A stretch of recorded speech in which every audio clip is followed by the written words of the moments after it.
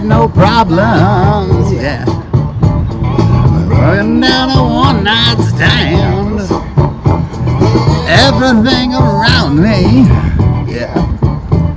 I got to stop the feeling so low. And then I started quickly, yes I did, to just go down and check out the show. And they were dancing and singing and moving to the groove. And just when it hit me, somebody turned around and shouted, play that funky music, white boy. Play that funky music, white. Hello, ladies and gentlemen, this is Fatman InParadise coming to you once again in paradise. Making announcements of myself once again in front of the government building by the St. Damien statue. And yes, I don't give a crap. Actually, no, I give a crap. Honestly, I give a rather large crap. Just ask the couple of restaurants that I visit every once in a while. They ask me to please stop. Sorry, jokes like that. Just kind of leave a log. And just kind of start circling the drain because they just keep pounding up on top of each other. And at the end, they always just leave you a little flushed. Yeah, I am not apologizing for those. Don't bother asking me to. This is a wonderful day in paradise. It's during the apocalypse. It's not that bad. Sun's up. I'm broke. Life bites. Oh yeah, if you want to watch me do more of this, make sure you subscribe. Follow me on YouTube, Facebook, and Twitter. I think I have a Twitter account. Honestly, I keep forgetting which one it is. I can't remember which one I'm supposed to log into. And oh yeah, I'm also streaming to D-Live and a couple others. See, it's been trying to get this logged on to Daily Motion, but it gives me issues.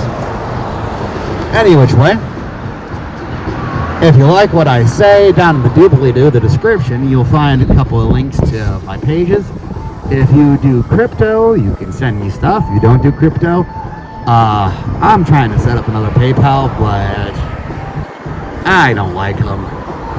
I only have PayPal for my regular business, and I don't want to link this to this with the circus itself. I really don't want to link that to this, and I've been trying to keep it separate, mainly because I don't want the other guys to get harassed. They're not bad people, but I really don't want to see the world where they get mad. All right. Lately, a lot of the Bible beaters and heavy-duty Christians and Catholics too have been going on about Mark of the Beast. And I keep thinking atheists ridicule them for bringing that up. Now, here's the issue. To these atheists who ridicule for people reading the Bible and for believing in what they call Iron Age fairy tales, you're idiots. Number one, the Bible is a interesting book from both historical, archaeological, psychological, and ethnic backgrounds. All those things have major precedent on that in the Bible. In the Bible, we have been able to find historical evidence that supports exactly what the Bible says, like point the kingdom of David. For years, I've had atheists tell me for years when I was a young teenager that they have no proof the kingdom of David existed at all, and until they saw otherwise, I asked them if that was enough proof to get them to believe, and one of them actually said yes, and guess what? He doesn't believe me now. He has moved his goalposts, because that's the problem about people who are not honest in conversations. They'll move their goalposts once you satisfy it. Here's an example. 2 weeks of Soul in the Spread turned into a year and a half of shut up and cheat, wear your muzzle. Another one. Oh, it's patriotic. How can you're not a patriot? You don't want to blow up terrorists, just because some kids happen to be caught in the middle of the crossfire. Oh, you're not patriotic. Shall I do more? None of them is very nice, and they honestly, based on conversational, fallacies. That's the term. Where it's based off ideas that aren't exactly true and are deceitful in the basis of what they're trying to come across. Now, I will quote atheist teacher of mine from years ago, Lack of information does not make one stupid. So when you try to have an example of a ancient scholar try to describe something that they saw, becomes they have no idea how it works. It's just amazing, and it looks like magic to them, or like the gods have come to Earth. Give an example. No, actually, talk to any of the segregated tribes over in the rainforest in Africa. Good Lord, they have no idea what it's like outside of the world, and they don't care. They cannot believe the idea of living side by side. Another example. There are areas where, here in America, there's no problem with someone who's Polish, Slavic, Slovakian, Czechoslovakian, German, and Russian all living in the same area. But go over in Europe, they'll tell you that you're freaking lying, telling them that they actually live in the same place. Within 100 feet of each other. But they have people who do regularly. Here in Hawaii, all the way in New York. New York seems crazy. Freaking Maine. The guy's got tiny apartments there. Honestly, I think it's a levels of inhumane living styles, making people live in shoeboxes like that. But that's life. But going back to the idea of Mark of the Beast and those who are criticizing ancient scholars. Just because you don't have information doesn't make you stupid. Just makes your conclusions faulty because you don't have all the information available. Congratulations, you've described science. Actually, that's how science came about. Observing of the natural world. It was called philosophy of the natural world, trying to find out why it did these things, and these amazing, bizarre, and scary things. Thomas Aquinas called it that, and was called that for generations, though it became known as science because of I think it was the development of a certain type of the scientific method actually that made it so that the entire discipline became known as science. But then I'll get into why that became a problem later on. But so those who want to call those ancient historians idiots and supposed idiots and unable to understand reality as we are having now. May I point out, everything you have, own, and ever will own was eventually built by those people in the past. The history that you happily live on top of, the foundation of your world was created by those people. The saying, we stand on the shoulders of giants. Congratulations, you're now peeing on these maggots. Nothing created came out whole cloth, in all honesty. Everything that we have is based on principles that came before. My cell phone that I do all these podcasts on, thousands of different things came together to go. Wireless communication with both the actual cell phone tower and Bluetooth, which allows me to play music on the speaker while I actually talk at the same time. The ability to have a small screen like this with a high density battery. The original batteries were Baghdad batteries, were thousands of years old, which based off of, what was it, vinegar, copper, and nickel, and inside of clay jugs.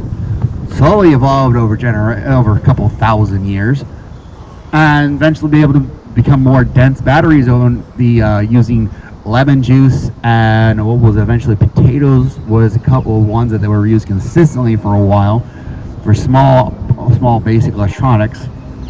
And then eventually they started creating heavy acid batteries and found out sulfuric acid, which is a rather good electrolyte for that purpose. And thus we had lead batteries. But that's thousands of years. Then we have the light bulb, which over 500 people worked together over, 150 years, rediscovering the idea that what was believed to be done inside of the ancient Egyptian pyramids using the Baghdad batteries. Yeah, there's hieroglyphics of this and actually stuff I'm talking about with the Baghdad batteries and the ancient lamps. And I mean lamp as in light that did not emit smoke. really interesting. You can actually build one of those if you want to do it. There's entire instructions online. It's really cool.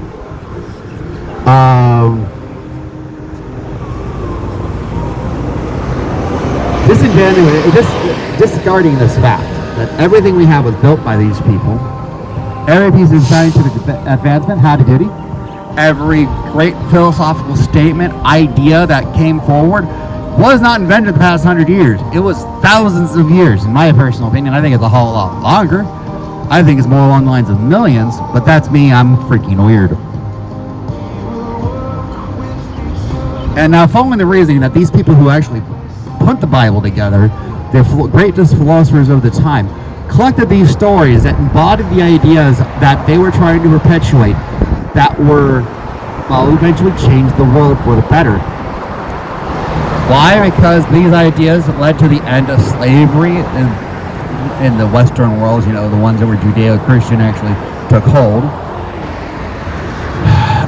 The end of the idea of segregation being bad, that all races of humanity are the same species, not really races, more ethnic groupings. The idea that we can best be judged by our merit, but not by our genetics or how much melanin is or lack thereof is in our skin. So these great scholars collected all these stories, and that would become the summarization of their beliefs for future generations, and so they could teach everyone properly. But they also understood that we were being born and they were only living in a single ficton of time. Other people call it moments. I invert that. Moment is a moment that you live in, you can go back into eternally within your own life, and you share with others that can be passed down because of that. And that's how I define it. If you don't like that, I don't care. But they decided to condense all these teachings that they had into one book that did the best to embody the teachings of Yeshua Bar-Yosef, also known as Jesus the Christ. In it, they were able to give examples of every single type of psychosis known to man, and how they were traditionally treated, and how whether or not that type of treatment was successful. A lot of time it wasn't, because honestly we still don't know how to properly treat most psychoses, and there are no such thing as cookie cutter treatments for those types of people. Honestly, it's pretty insane. But it's all there. It's all in the book. Depression, bipolar, being psychotic, different types of psychosis. It's insane.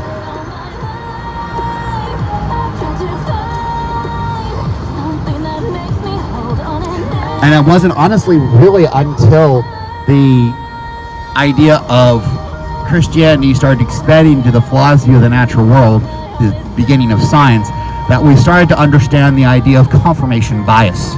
We wouldn't even understand that, have it as a part of our culture or even our lexicon. The idea probably wouldn't even exist without Christianity. Why? Because part of the doctrine of Christianity is to seek truth eternally, forever and ever, until you find Christ, because Christ is the truth by the definitions of Christianity. Thus, so anyone that has any type of longing to seek the Lord and the Savior that they know of, the Christ, seeks truth, the unvarnished truth. And if it is polluted by the idea of confirmation bias, it takes away the meaning and power of that truth. So naturally, a Christian following that philosophy would find that revolting. They would actually get rid of it as best they could. It was not an issue up until Christianity came about. Judaism had ideas about it, but it was really the Christianity and the idea of seeking truth, especially during the medieval times. I do not call it Dark Ages because we have a lot of history there. Just a lot of people don't want to talk about it. Especially the atheistic historians, don't like talking about it because it's a lot of mysticism in there. So I can understand it, because they don't like having to go through their own confirmation bias. It's hard.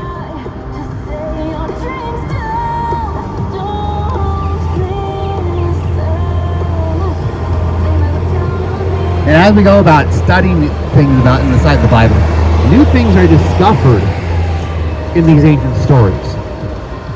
Over and over again, we find new things, new similarities. And we also are reiterated to the idea of a history rhyming.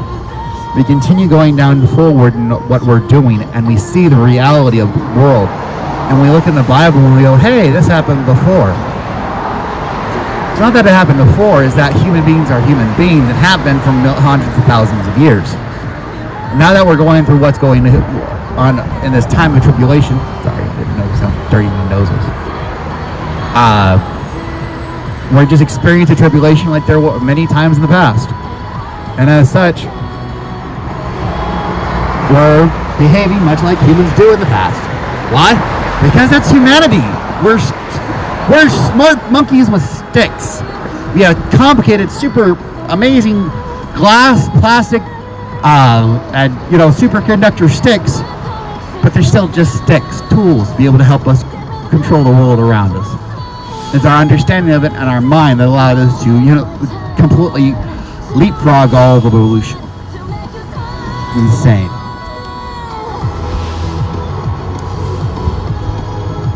Now,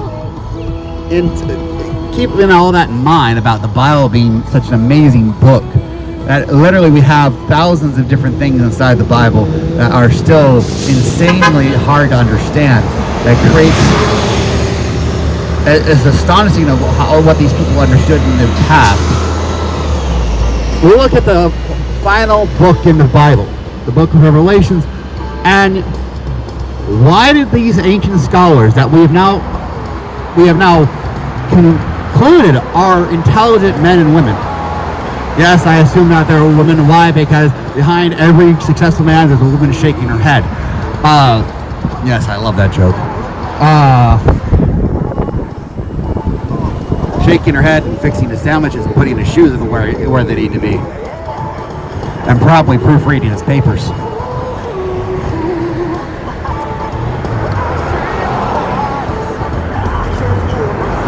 But in this masterpiece of psychology, history, and mythology, they have this book of warning, the book of Revelations, or proper name is the book of Revelations by John. What most people don't know is that there is a second book of Revelations, and they are almost one for one, except for the ending, and that other book is known as the book of Revelations by Peter. I do not recommend people reading that one, because it is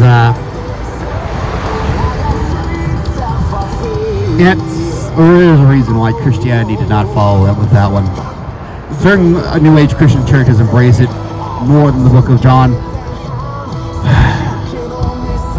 I don't tell God what to do.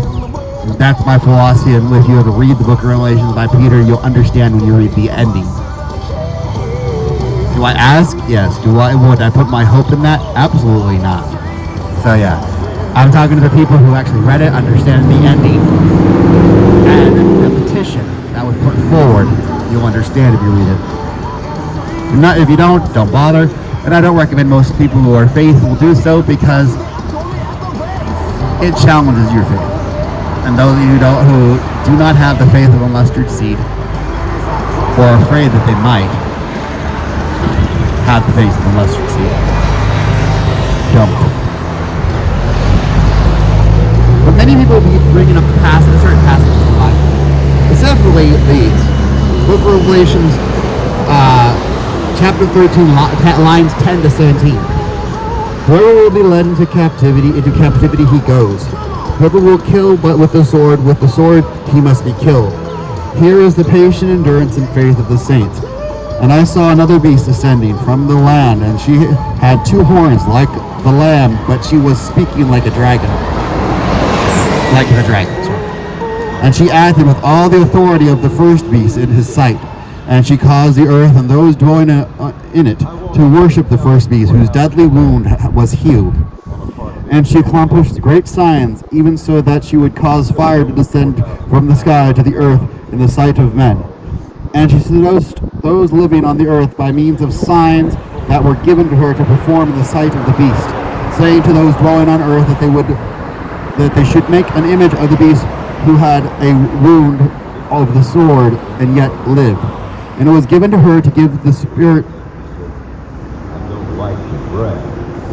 Give the spirit. Give a spirit to the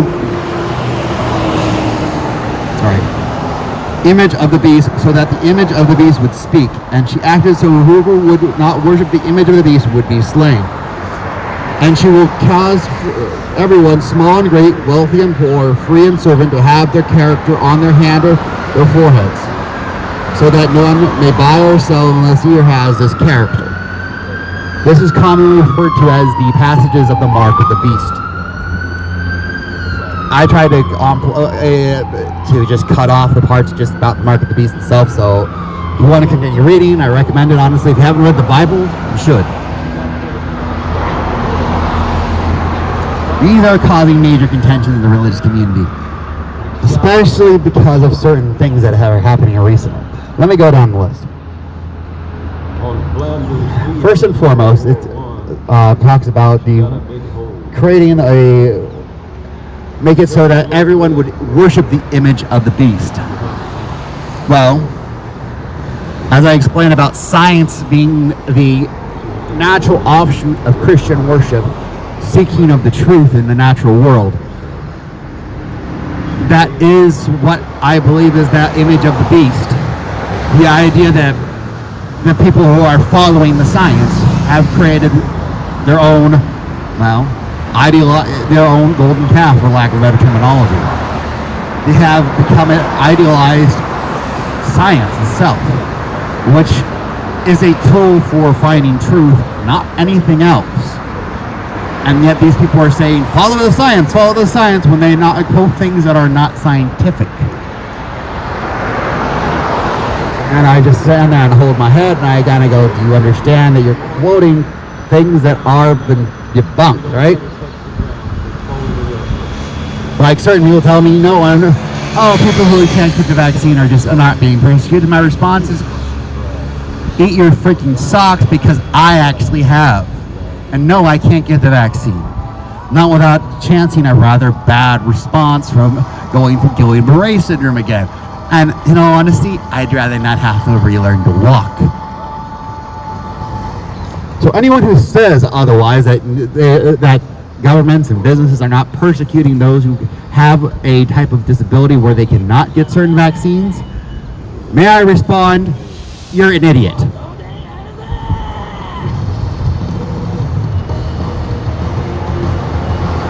And how do I, going back to the idea that people are treating science as a religion, just think about what happens to people who criticize Fauci and other major individuals who are spouting the government line about COVID-19 right now. I'm not criticizing, as I've said before, I do not criticize the virus itself. I've seen examples of whether or not it exists. I personally believe the virus exists, but I do not believe the government response is proper. Mainly because they've done exactly opposite of what's actually inside the book on how to handle any type of pandemic. And I'm not joking. Everything they've done is wrong. Simply look it up on a book. Seriously, what you're supposed to do with a pandemic, you're supposed to quarantine the people who are actually sick and the people who are most likely to become detrimental to or die from the virus or an ill or bacteria or whatever happen to be spreading so quickly. You find those who are the most susceptible. They were the elderly, old people, the people in nursing homes. You don't put sick people in nursing homes, yay? Whitmore? What's his name being kicked out of New York, finally resigning from New York because he got a little bit too handsy? Yeah, both of them have body counts that honestly rival some Nazi guards. So yeah, I'm like, pardon me while I don't believe horse shite from them.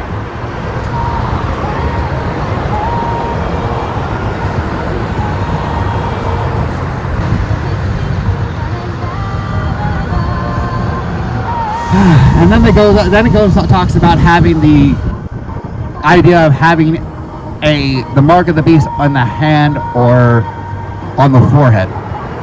Here's the thing. There's two different things that a lot of governments have been trying to do for a long time. And that's following the individual citizens through controlling their movements and through the surveillance state. There's as CCP and how they handle it, they primarily do it through cell phone transport. Now here's the thing. There has been a movement toward having a database that can just scan, you can scan a barcode and have all of your information come up. Here's my issue.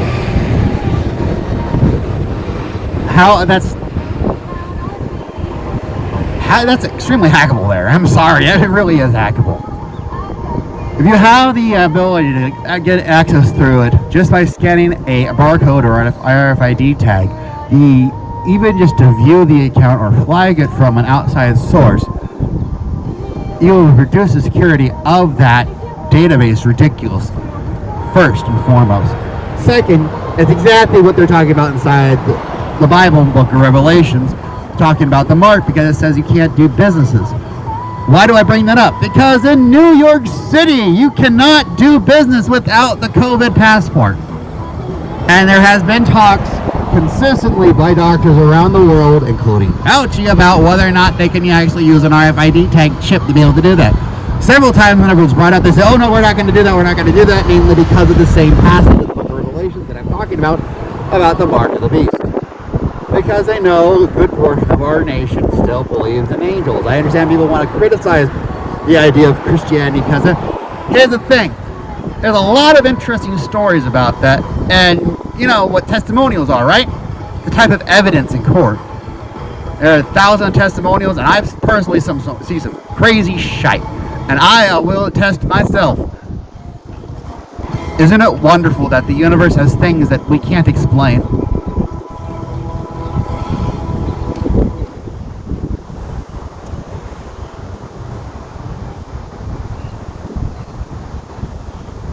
Now, now I go back to the idea of this being a warning. It was a warning that was so impediment that they put as the ending. If you're writing a book, especially if it's going to be the religious doctrine for people who are going to follow you, you got to make sure the ending is good.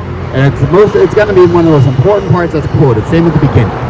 The middle part's always going to be the part that's going to be forgotten a lot, even though that's also one of the most important parts.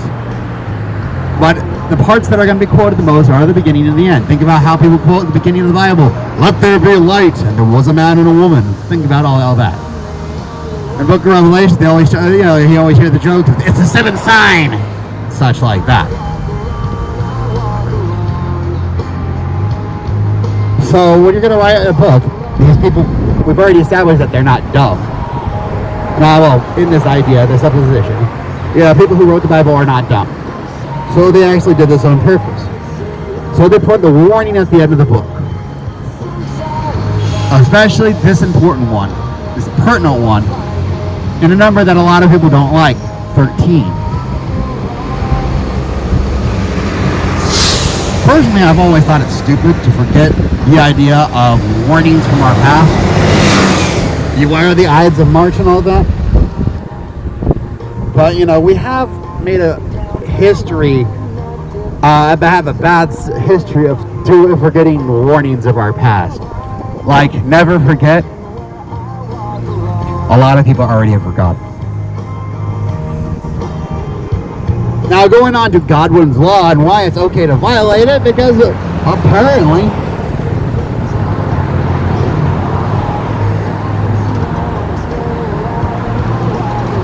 everyone is a Nazi now. The leftists call us as a pejorative because we like freedom and we insist people have liberty, and we call them Nazis because they are actually acting like authoritarian socialists. There are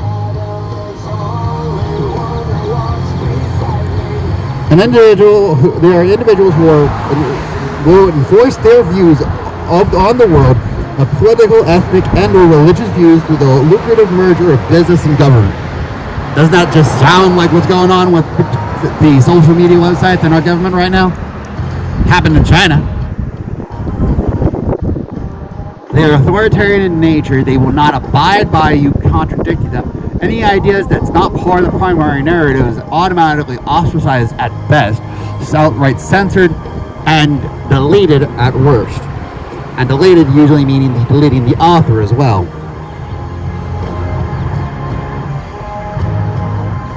We're still enforced their censorship through cultural means. By the way, this usually ends in failure because most people kind of go, why? Which is a big question that we should always ask when any type of group tries to censor another. Why? I don't care how big the group is, whether or not they have guns. Then they start trying to move through economic and then political censorship, which is what's happening right now. Think about this. They censored the bloody president of the United States from the 6th to the 20th. I recently heard a liberal going, oh, Trump should have been promoting the vaccine from the 6th to the 20th. He was offline. He couldn't post online. He couldn't do an interview. Everything that involved Donald Trump directly was censored off the internet, except for BitChute and Rumble. I love it how these people cannot, for 1 second, look past the end of their nose. And I'm the blind one here. Good Lord.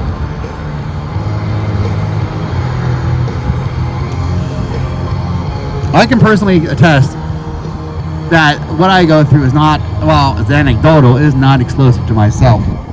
There are some people in the United States who are being persecuted because of the great overlap of those who are criticizing the government and who do not wish to get the vaccines, and then those who cannot. Most of the individuals who fit in the same category I do can't get the vaccine for two major reasons. Number one, they're like me and they are functionally immune. That caveat on the front of that word is very important. I'll explain that in a minute. And there are those who are actually immune and were exposed to one of the primordial strains of the virus of COVID-19, and their immune system is so strong, within minutes of them being exposed to any one of the variants, it's killed. At the worst case scenario, they'll have 6 hours of being infected, and at worst, about 30 minutes. Yeah. God bless, man. I myself, I have been exposed multiple times, 7 now, and guess what? Still haven't caught it. I always wait a few hours before I get tested, namely because I want to make sure it dies in my system, because they refuse to do a second test after an hour. That's my current theory about trying to find those people who fit in the same category as I do, of those who are functionally immune and who are actually immune, because these people should be able to help get jobs in places where there are major problems, whether or not people can become infected. Just give us paper suits, we'll throw them away, get new ones doing and continuing our jobs. But no, can't have jobs because we can't get the vaccine. The reason why I talk about those who are actually immune, who are exposed to the primordial strain, they can't get it because if they get one of the vaccines, it is likely to cause an anaphylactic reaction. Why? Because they've been exposed before. Their very immune system will attack the vaccine, and there's a good chance it could be anaphylactic. There's high levels of insane. And there's other variations where people are just naturally immune. Yes, there are people who are naturally immune, or are functionally immune, naturally immune, and immune. Naturally immune means that they were exposed to something before that made them immune to the coronaviruses of COVID-19 period. No one really understands how that works. So we do know that there is a subsection of the population of those who are part of the immuno category that are like the regular immune, but for some reason still don't show any symptoms of catching it, unlike those who are actually immune. They show minor symptoms during the process of their body killing the virus. And then there's those with disabilities. Most people have heard of the term MS. MS stands for muscular sclerosis. A large subsection of individuals with muscular sclerosis are wheelchair bound and have major problems and can only work in certain types of jobs in certain settings. And one of the wonderful things of having a Western culture and having all of those wonderful technology developed by science and those following the scientific method is that we have this wonderful ability to have jobs for these people. and they can't get it because it'll kill them.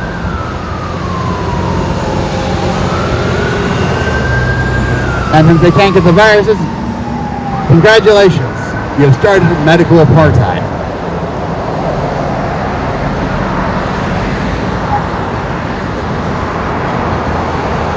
These authoritarians who have been pushing this medical apartheid, after they've tried to do censorship through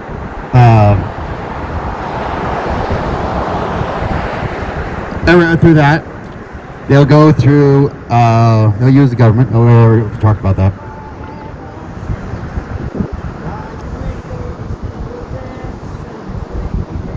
Then they'll use any crisis they won't let any crisis go to waste. Right, I was talking about this. I didn't skip over this. They won't, and they will use it as labeling anything passed around that contradicts their message as misinformation and censor it. How do I know this? It's happened before. I'll explain a little bit.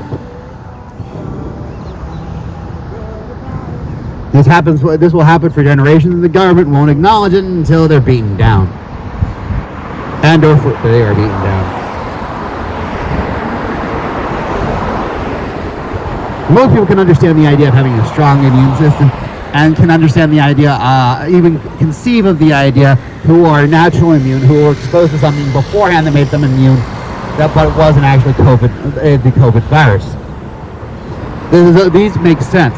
But the functionally immune, like myself, that makes people kind of go, what? They go, oh, they can't be real. Here's the thing. Most people know of the illness known as sickle cell anemia, or you can even Google it. Sickle cell anemia is believed to have been created through accidentally created through genetic manipulation to try to make individuals who are immune to malaria.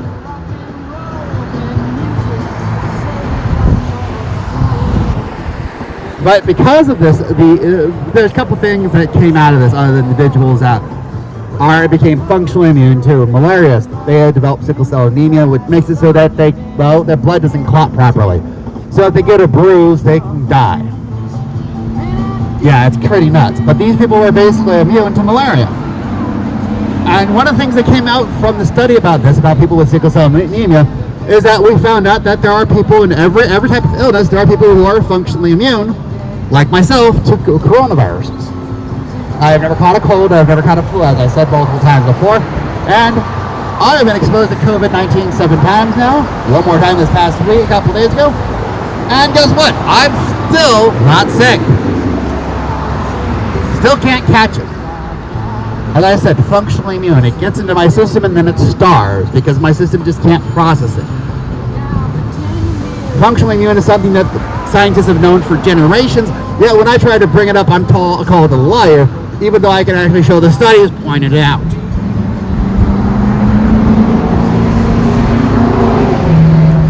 Heck, one of the things that came out of it, they even found out that there are people who are functionally immune to HIV. Seriously, and it's one of the things that they're trying to use as an idea for the basis of an HIV vaccine, but I wouldn't recommend it because there's, like every other symptom or syndrome that causes the person to be functionally immune, there are side effects. Sickle cell anemia for being basically immune to malaria. Now there's a chance I probably could catch COVID-19, but it's less, okay. Where for a person who would have a natural chance of catching COVID-19 at my age, I'm about 36, has roughly around a 3% chance of catching it and getting sick and having any type of symptom that's mild to severe. 96 chance of not catching it. So I got a 4% chance. Here's the thing. Because of my natural ability, a natural functional immunity, my chances go down less than 1%. How far down? We don't really know because those who are functionally immune are unique to each. Their immunity is unique towards each individual illness. Those who are functionally immune to HIV have only had their blood tested inside of labs, not personally. For the most part, except for a handful of people. And while they did not catch it, it's still quite insane. Addie, I can never go jogging. It just never looks good on me. So that's how functionally immune basically works. The body just can't process it for one mutation or another.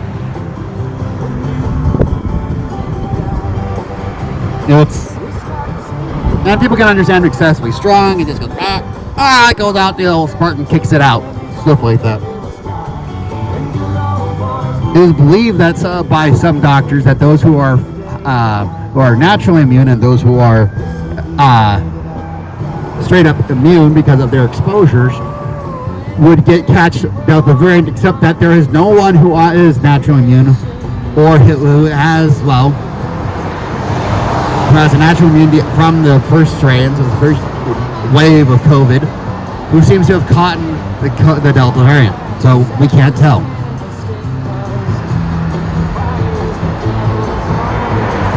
Now here's the thing. How do you that's the reason why I keep bringing up why I love wine. If you want to make sure that you are in an environment that is hostile to all viruses, there are a couple things you need to do. Be in sunlight. Number 2, be in an area that is antiviral in nature, i.e. grass is pretty darn good if you're inside of an air environment you can't get warm at with UV radiation, so use a lot of brassware if you can help it. Copper works too, but brass is better. Has natural antiviral properties.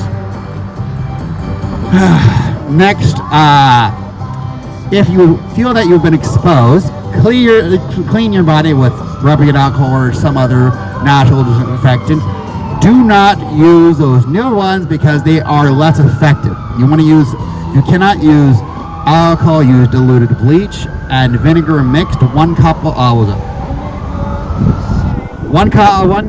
of vinegar per 1 teaspoon of bleach into 1 gallon of distilled water. Mix and then use it as a spray as cleaner. It's very, very effective. Literally the only thing it cannot kill is mad cow disease because it's not a virus. Long story there. But last but not least, if you feel that you might have inhaled it, if you are near an area where you can get salt spray in your lungs, i.e. the beach, go there. Why? Because salt and seawater is a natural environment that kills coronaviruses. I have not found a single coronavirus that can survive in an environment that involves a lot of sodium chloride for any length of time that is measurable.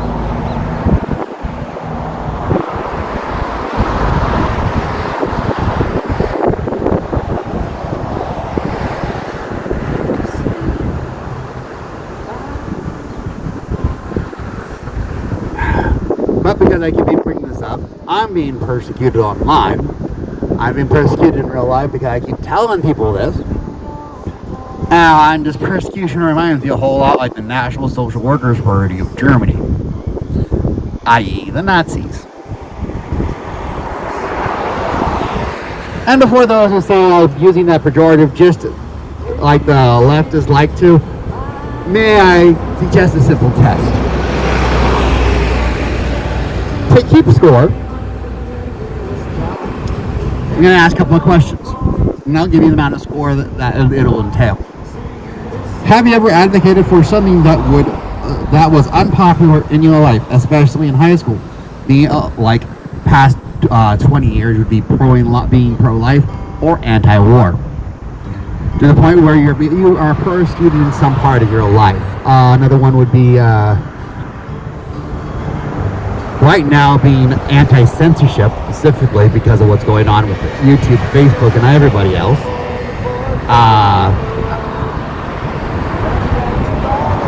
Advocating for Alex Jones, for example. If you have done any of that, stood up to any people like anything unpopular, plus 1 point. Have you ever stood up to a crowd in support of something that we've advocated for, like mentioned before? Especially when you're in minority to the crowd, like if you're stopping a bully, stuff like that. You stand in front of the crowd that's ridiculing the individual. especially if they're using some type of large type of social stigma and or physical violence. If you have ever faced down people like that, +1. Have you ever stood up to a crowd in any circumstances where there was social shaming and or violence? +1. Now comes the nasty ones. Have you ever watched a large group persecute someone with social shaming and or violence? This does not count if you were acting as a witness and did contact the authorities to break it up. If you have taken part of a large group persecuting an individual or a small minority, -1.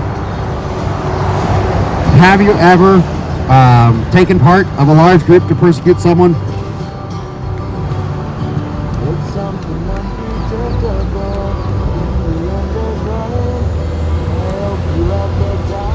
Do you consistently refer to those you are opposed to as parasites, illnesses, or other things that are considered foul? Examples like referring to them as maggots, deplorables, evils, dangerous inbreds.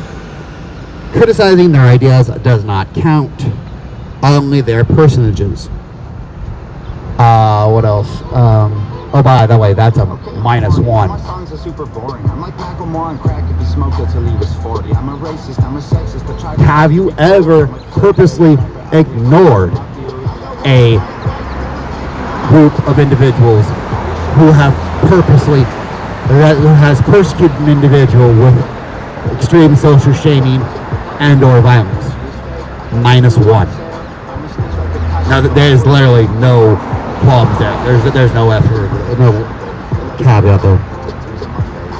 If you scored a +3, a +3, you are a noble person. You are the rarest type of person who would actually go out and get yourself in trouble for another person. You have stood up in front of crowds. You have stood up for what you believe in, and you have stood up to adversity. People call that noble for a reason.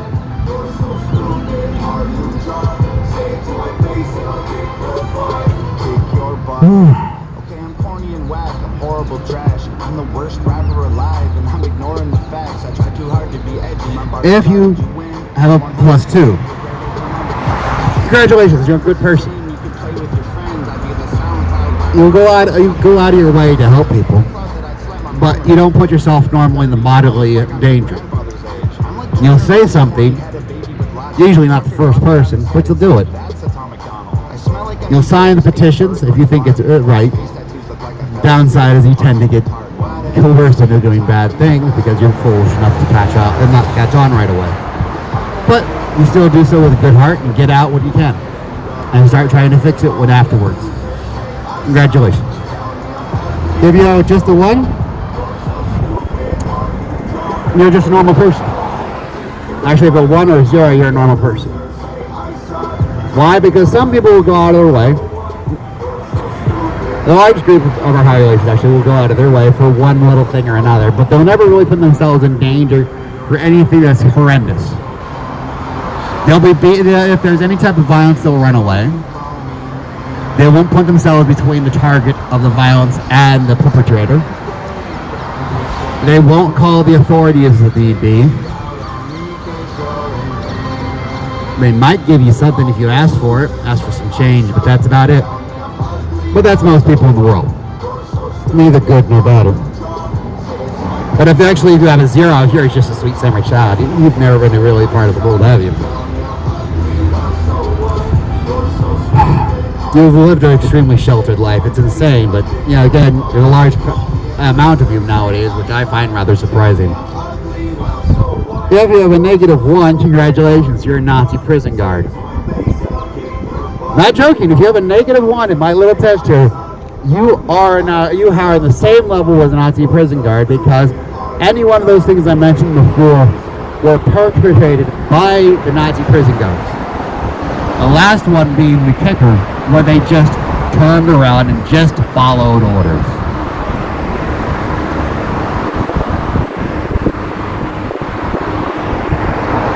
If you have a -2 or -3, yeah, -2 specifically, you're on levels of Joseph Goebbels and Adolf Hitler, and your authoritarian and, well, nasty ideological views. You're an evil person. Yeah, I do mean that. You're an evil person if you actually believe that. I'm calling you out on that because apparently trying to be nice about it and being polite about it hasn't gotten through people's thick skulls. If you purposely ignore bad things, if you purposely take part of it in any way, and if you censor anybody in any way, you're a bad person. Period. Unless the censoring specifically is to save the bodily autonomy of someone else. Best example was there was a shooting down in Florida where the teacher noticed that the shooter was coming down the hallway. She took all of her students, hid up inside the closets, and when the shooter opened up the door, she told him, plain and simple, they weren't there. That lie was a type of censorship, but it was a noble lie. She saved lives. That's acceptable. That's a +1, actually. But if you're actually going to use your words and your authority to stop other people from talking, you're a bad person. It has no realms of someone's body autonomy, whether or not they keep them safe, you're a bad person. I will assert that 100%. On the level of a Nazi prison guard. Why? Because that's what they did. They took the notes, the letters, to and from people in the prison camps and burnt them. They watched them come in, and when they were told, they're going to get killed, they ignored it. When they were told to watch the wall and report anyone breaking it, they just followed orders. So any cop who tells me you're just following orders, you failed the test. And yes, getting a negative means you failed. A 0 was, at least means you're not evil.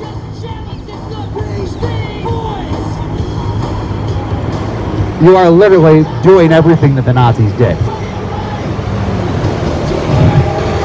And I hope people actually start to realize that.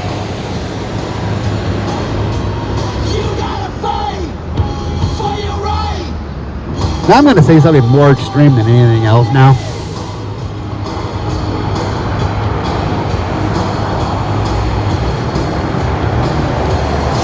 This one's going to be very provocative. And I'm not sure whether or not I should. One a few times I have trepidation saying this or thinking about it.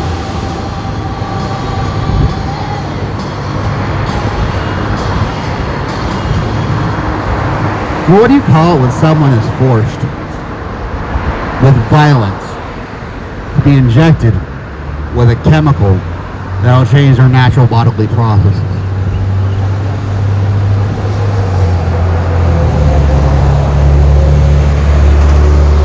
What do you call it when someone's agency is removed in their choice of whether or not to have that chemical injected or inserted into them?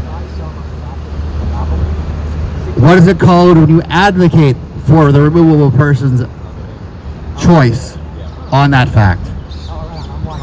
What do you do, what are you when you advocate for doing something like that? I've seen a few articles that are saying the Chipotle woman was.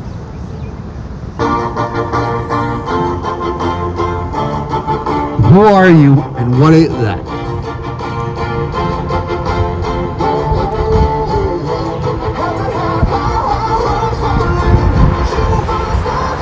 What does it mean when you feel good advocating to force other people to have something put into their body?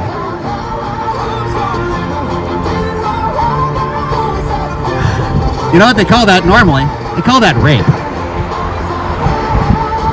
So yes, I'm equivocating those who want the mandate, the vaccine mandate, for people advocating for rape.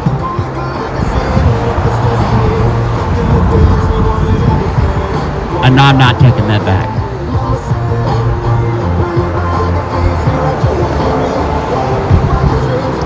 So yeah, all on the level of Nazi prison guard, because a couple of them took part in that too. It's depressing, it's disgusting. I honestly wish I'd never thought of it. I really do. I really don't want to think about stuff like this. Makes my gut wrench to think of stuff like this.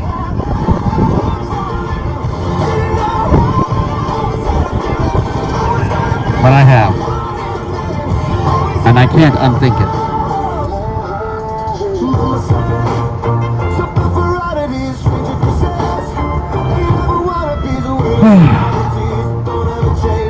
So how are we going to move forward with this, people? Are we going to do better? Are we going to let people advocate for these things? Or are we just going to go, okay, do what you will with us? My response is, I really don't know. I want to fight. I want to fight against all of this.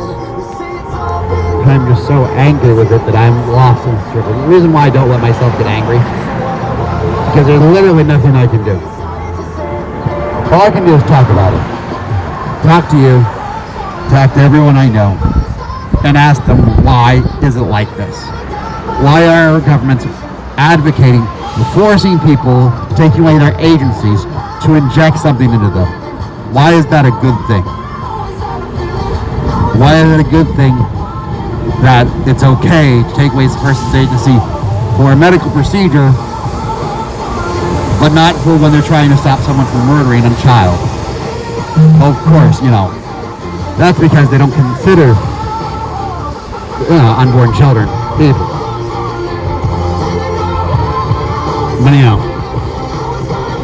But that just happens to be, a little thing you call facts.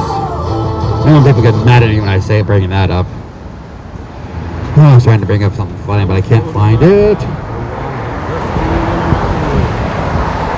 But yeah.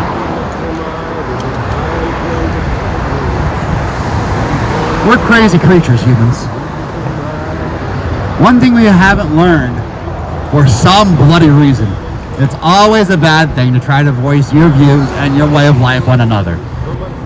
And now this vaccine mandate, how is that not taking away another person's agency? Injecting them with something against their will? They call that rape in another circumstance, right? I know, that's harsh. I don't like that using that terminology. Please forgive me on that. But I don't know what other wording to use.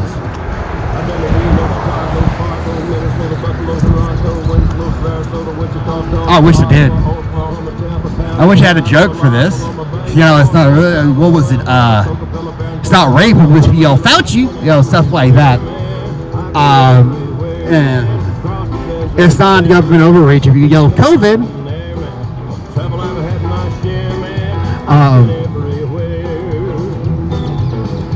It's not kidnapping, you yell CPS. Stuff like that.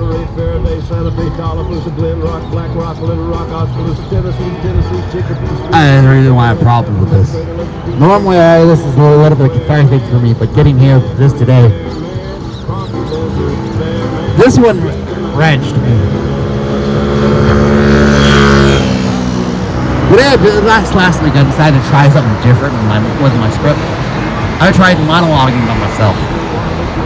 Sitting down by myself, listening to different political ideas, reading articles. I decided to sit down and, start talking and recording. And not only recorded what I said, but took notes specifically that I could make my own notes for the show for.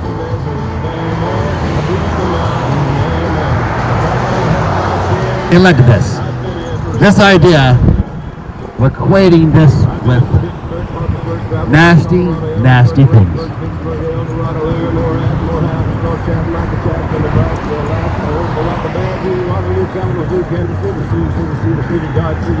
Yeah, that's another part of my philosophy we tend to mistake. Why personally I'm against abortion? I'm against abortion because it takes away the first two great gifts God gave us: our life and our ability to choose, our free will. As far as I'm concerned, those two things are sacrosanct. You infringe upon either at your own peril. And now I'm watching my country do both. China can burn for all I care. People don't realize it. I'm sorry. I'm going to say this. If you live in a country that you let do this without speaking up at least, yeah, I'm like, no. And if you can't speak up, what you do? You start fighting.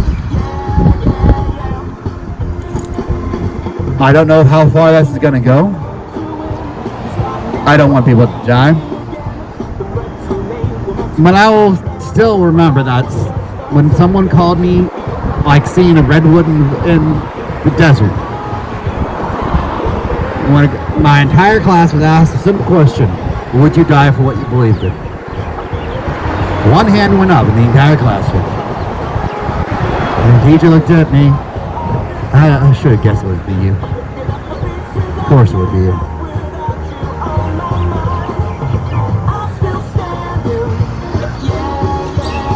I throw myself in front of people who are in danger. When I see that's the best course of action. I've stood up to crowds. I don't think myself as noble. I use this calm face of the Fatman InParadise to separate my personal life from my speeching here. Why? There's a lot of members of my family who are being persecuted just for who and what they are. I don't want to add my burdens of my life onto theirs if I can help it. And I will avoid it as long as I can. Because I want to leave them their ability to choose as much as possible. I want them to have their consent for their lives.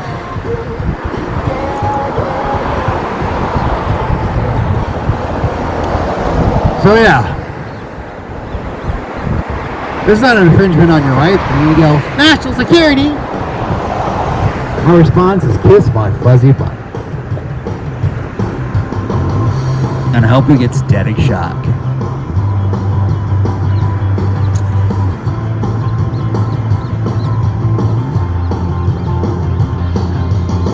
Waking up at the end of the world, shining like a mother in the morning before. I don't wonder what my life is gonna be when it's gone.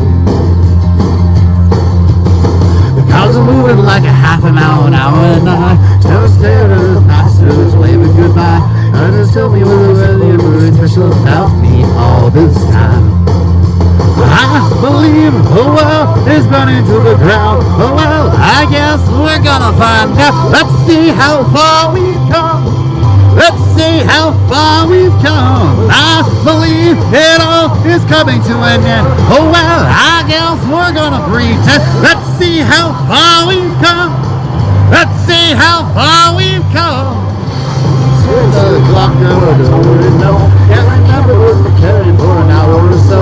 I tried, but I couldn't stop myself. I started running, but there was just nowhere to run to.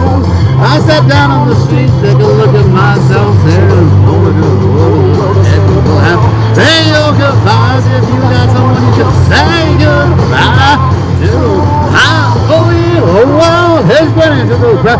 Oh well, I guess we're gonna find out. Let's see how far we've come. Let's see how far we've come.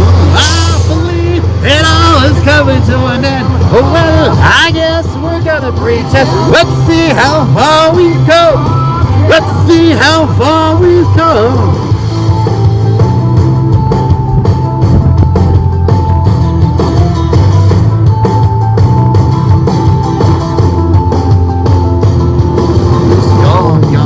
It's all gone. There's no one in the corner. There's no one at home. It was cool.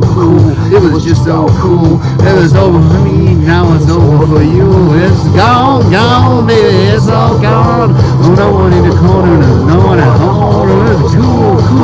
It was just so cool. And it's over for me. Now it's over for you. I believe the world is burning to the ground. Let's see how far we've come. Let's see how far we've come. I believe it's all coming to an end. Oh well, I guess we're gonna pretend. Let's see how far we've come. Let's see how far we've come. Let's see how far we've come. Let's see how far we've come. Let's see how far we've come. Let's see how far we've come. Let's see how far we've come. Let's see how far we've come. Let's see how far we've come. Yeah, baby. That reminds me, honestly, of today.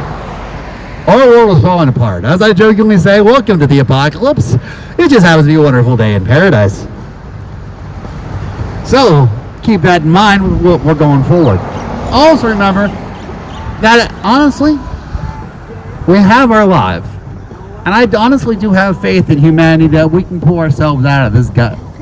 Why? Because I honestly believe that we've been around a lot longer than that scientists currently think. One incarnation or another. Smart monkeys with sticks. So, I encourage each one of you to do what's best for you, for your life, especially involving the COVID-19 vaccines. If your doctor recommends it, even if you're afraid about certain things, and you still want to consult another doctor, get a second opinion. But if your doctor thinks it's good, personally, well, that's between you and your doctor. If my doctor said it would be a good thing, I might actually get it. My doctor looks at it and goes, ugh, that's definitely good. That's dangerous. And I'm like, yeah, that's freaking dangerous. So we're both holding off. I'm primarily holding off mainly because, I can't catch COVID. Well, apparently, so far, seven separate times I've been exposed. Last one wasn't that much. It was only one person. But yeah, I'm still not catching it. I'm still not getting sick. So yeah, I'm not going to get into someone who I know who also fits in the category I do of those who are the immuno category, and I use that terminology specifically because it involves those who are functionally immune like myself. Someone who is in that category who starts getting sick is when I'll start being worried. Specifically those who are functionally immune. It's a small category of people that I know of. About 67 I know now, including myself, who have not had symptoms of it, who have not experienced the flu at any time in their life, and what was else? Have been exposed to COVID-19 several times.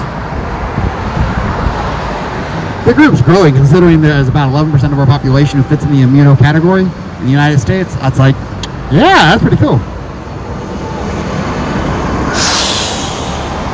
So yeah, until someone specifically part of the functionally immune gets sick, I'm not going to worry about it. Why? Because otherwise I might get sick if I try. And I really don't want to have to relearn how to walk again. That sucked. But yeah, I want everyone to start doing the best for themselves and for their lives, for their friends and their family. And family from by blood and family that is family found. Do exactly what you need to do. Everything you need to do. So as I like to say, in the game of life, play smart. If you can't play smart, if you can't play game of life, play nice. If you can't play nice, play smart. If you can't play smart, cheat, then run. Because I'm not joking. Do your best, live the best you can, and do what you have to. Don't let anyone hurt what you love. Stand up for what you believe in. And be noble. We have such an amazing quality as humans. We went to the freaking moon, people.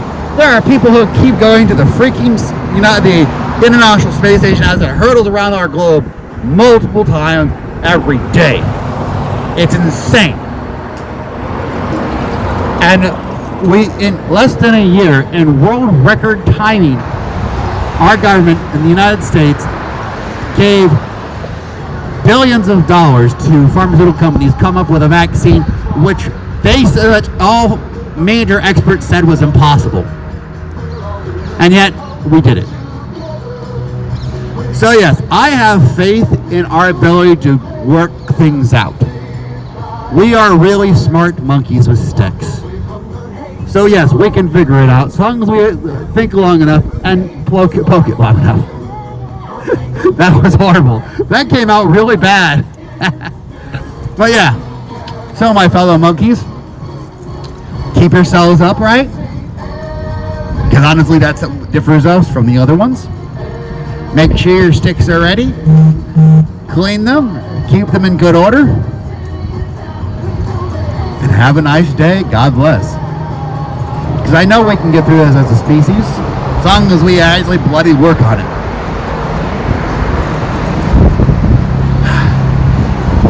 And always remember, Lyle Dios and Viva Cristios. Always.